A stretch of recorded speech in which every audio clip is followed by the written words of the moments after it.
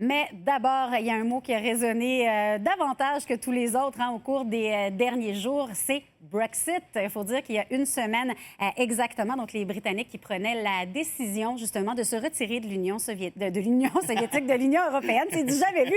Oh, je m'en vais en Russie, là, je suis un peu ailleurs. Mais on en a entendu énormément parler et là, on veut savoir qu'est-ce que ça a comme conséquence. Et vous l'avez entendu rire, elle est avec moi. C'est Frédéric Bérard qui est avocat en droit constitutionnel. Donc, allô, Frédéric? Ça commence bien. L'Union soviétique, on n'est pas du tout là. On peut revenir avec des vieilles affaires, c'est pas plus grave que ça. Le Royaume-Uni qui se dissocie de l'Union européenne. Et d'abord, écoute, la panique, ça a été instantané. On l'a vu à peu près sur tous les marchés. Il y a eu de grosses réactions, les bourses qui ont chuté. C'est à se demander si les gens avaient juste comme pas vu ça venir. Bien, en fait, il y a des sondages qui sont sortis la veille, puis des gens à l'Université de Montréal, des spécialistes de sondage, des mathématiciens, là, bon, pas n'importe quel sondage, qui disaient qu'il n'y a aucune chance que le livre, que le Brexit l'emporte, parce que, bon, même en fait, le Remains était en tête la veille, sans compter la répartition des indices. Habituellement, la répartition des indices va toujours en faveur du statu quo, d'un côté comme de l'autre. Oui, c'est ça. Donc oui, ça a été surprenant. Ça a été serré, 51,9. Ça, c'est une majorité. Mais là, c'est certain que les marchés sont un peu stressés, sont nerveux. Surtout que Londres est l'une, sinon la capitale financière du monde. Oui, exactement. Et c'est ça qu'il faut dire, c'est que quand on regarde ça, le Royaume-Uni qui se trouve dans le top 5 des pays les plus riches du monde, deuxième, en fait, en Europe, derrière l'Allemagne. Donc, quel est justement l'intérêt du Royaume-Uni de se dissocier comme ça de l'Union européenne? Ça, c'est la grande question. La question qui coûte cher. La question à 1000 $. Je pense que oui, en livres, probablement. Ah oui? Mais, en 1000 livres. Question à 1000 livres. Il y a eu une campagne très populiste qui a été menée pour le livre, pour le Brexit, pour quitter l'Union européenne. Il y a des leaders de droite, même semblant d'extrême droite, qui ont poussé le bouchon très, très fort. Il y a eu une campagne anti-immigration qui a décollé. Il y a une avec campagne... la crise qui avec la crise des Syriens, notamment des réfugiés syriens. Il y a eu aussi un discours très populiste. On veut retrouver notre vieille Angleterre. Qu'est-ce qui s'est passé avec l'Angleterre? Il y en a plusieurs qui voient ça aussi, pour être juste, comme étant une espèce de rébellion du peuple, si je peux dire ça, bien que j'aime pas le terme, contre ce qu'on pourrait appeler des élites plus cosmopolites, entre guillemets. Quand on regarde les sondages, on voit que c'est surtout les 65 ans et plus qui ont voté pour quitter l'Union européenne, alors que les jeunes, entre 18-24 et 25-30, sauf erreur, je pense qu'à 70-75 voulaient demeurer dans l'Union européenne. Donc, on peut voir clairement qu'il y a un fossé générationnel ici. Ça, c'est certain que ça vient jouer. Peut-être qu'on peut penser que les jeunes ont peut-être une plus grande ouverture sur le monde, sur l'Europe, essentiellement ont une conception différente de leurs aînés. Mais là, c'est certain que le Royaume-Uni se réveille aujourd'hui avec une sacrée gueule de bois.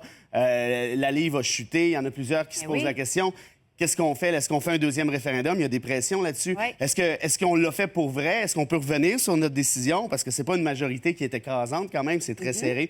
Donc, voilà l'état de la situation actuellement. C'est ça, puis c'est à se demander si ça va se faire, parce que comme tu le dis, écoute, il y a des gens qui ont signé des pétitions, vraiment plusieurs personnes, justement pour demander à ce qu'il y ait un deuxième référendum. Est-ce que, selon la loi, c'est une possibilité? Est-ce que c'est envisageable? Bien, il n'y a rien qui empêche en droit un deuxième, un troisième, un centième référendum, si on veut. La question, par contre, c'est quel est le poids de ce référendum-là d'un point de vue politique?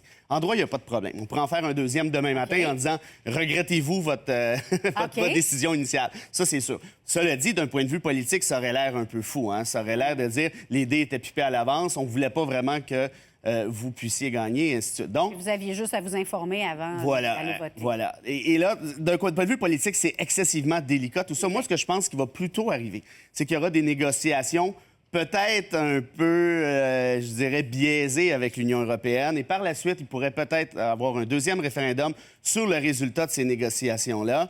Et là, évidemment, on pose la question, est-ce que vous acceptez ou non le résultat des négociations avec l'Union européenne? Et là, les gens pourraient dire non. Auquel cas, qu'est-ce qu'on fait? Bien, on demeure probablement dans le statu quo. Tout ce que je dis là, c'est de l'hypothèse. Ça sort de ma tête, mais j'ai l'impression que ça se dessine comme ça actuellement. Et là, il faut savoir que le Royaume-Uni, c'est 4 nations. Et notamment, il y a l'Écosse qui a déjà voulu se séparer du Royaume-Uni il n'y a pas si longtemps. Donc, est-ce que chacune des 4 nations pourrait indépendamment y aller, elle aussi, d'un nouveau référendum pour se séparer du Royaume-Uni et de rester au sein de l'Union européenne? Là, on vient d'ouvrir une autre... C'est une boîte de Pandore. Ça, c'est clair, c'est net. Je dirais que l'Écosse a déjà signifié clairement sa volonté, l'Écosse en fait, des leaders politiques écossais ont clairement signifié leur volonté de demeurer dans l'Union européenne.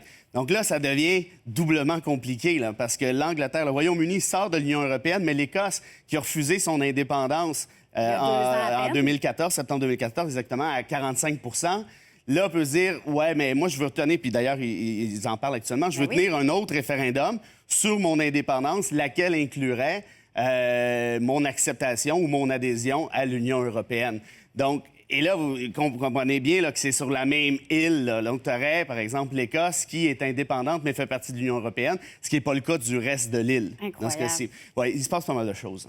Okay. C'est intéressant quand même à surveiller et sur la scène internationale et les répercussions aussi peut-être que ça peut avoir chez nous. Évidemment, côté politique, ça n'a pas été long parce que Justin Trudeau a tout de suite reconnu la validité de ce référendum-là, même si c'est 51,9 % des Britanniques qui ont voté pour la séparation. Et là, bien évidemment, le Bloc québécois qui a sauté là-dessus en disant « Hey, ça veut dire que côté clarté référendaire, si le Québec y va d'un référendum, le 50+1, vous le reconnaissez. » Donc, ça donne lieu, ça ouvre aussi des petites portes ici au Québec et au Canada. En fait, deux choses. C'est sûr que Trudeau pouvait difficilement refuser la validité du référendum anglais. Je veux dire, les liens entre le Royaume-Uni et le Canada sont excessivement forts. On connaît nos liens ancestraux et même les liens diplomatiques actuels. Ça, c'est une chose. Deuxièmement, ce qui embête beaucoup plus Trudeau, c'est la question du 51,9 parce qu'on sait qu'on a adopté à Ottawa la loi sur la clarté référendaire qui disait que ça prendrait une majorité claire, conformément à ce qu'avait dit la Cour suprême à l'époque, une majorité claire pour que le Québec puisse faire sécession. Et là, toute la question que tout le monde se pose depuis tout le temps, c'est qu'est-ce qu'une majorité claire? Est-ce qu'une majorité simple, c'est-à-dire 50+1, est une majorité claire? Les indépendantistes disent oui. Il y a certains fédéralistes qui disent oui. Il y a d'autres fédéralistes qui disent non. Donc, si une majorité claire, c'est 50+1, qu'est-ce qu'une majorité qui n'est pas claire? Là, maintenant, on a cet exemple. Non, mais pensons-y. Puis là, on a cet exemple-là, 51,9. Est-ce que c'est clair ou pas clair? Là, Trudeau, s'il reconnaît la validité du référendum, par définition, doit reconnaître que la majorité est suffisante.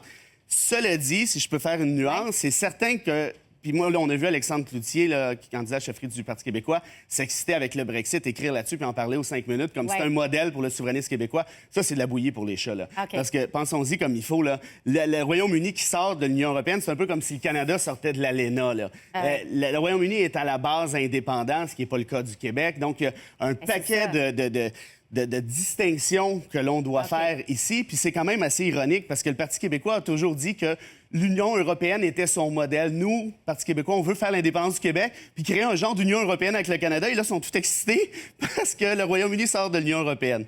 La maison des fous. Oh, Seigneur. OK. Bon, c'est difficile de s'y retrouver, mais ça sera intéressant à suivre. En tout cas, certainement dans les prochains mois et dans les prochaines années, parce que ça doit se faire d'ici les 2 prochaines années. On suivra ça. Merci d'avoir été avec nous, Frédéric Bérard, qui est avocat en droit constitutionnel.